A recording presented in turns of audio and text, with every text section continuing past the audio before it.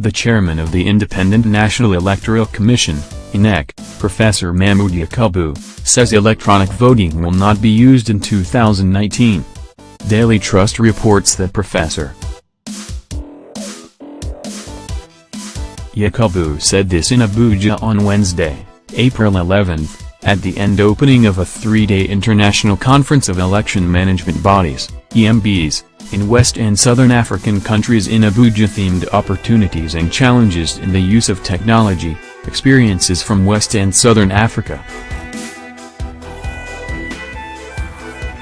We gathered that the Inec boss, who also doubles as the president of ECALA's network of electoral commissions, Inec, however, said that electronics would be deployed in the collation and transmission of elections results. He said, the brainstorming was to look at the adoption of technology in all the areas of electoral process and how to provide a secure platform for the transmission of election results without hindrance. We are to deploy technology within our various legal frameworks within the regions.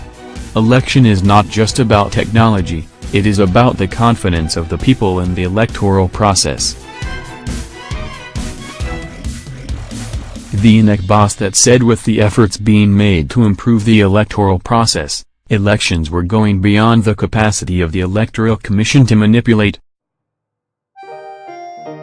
Professor Yakubu reiterated his position that the deployment of technology in the conduct of elections has come to stay. He added that the essence of the conference was to enable mutually beneficial discussions and strategy and share experiences. The chairperson of Electoral Commission of Namibia, Advocate Nothemba Jipuwina, said Namibia is the first country to deploy technology in the electoral process in Africa. Jipuwina said the country was able to do so due to direct process of consultation to improve the efficiency of its electoral process. She said, every country has to go through their own process. No one-shoe-fits-all approach. Every country will have to study and see where and how to deploy technology in its electoral process.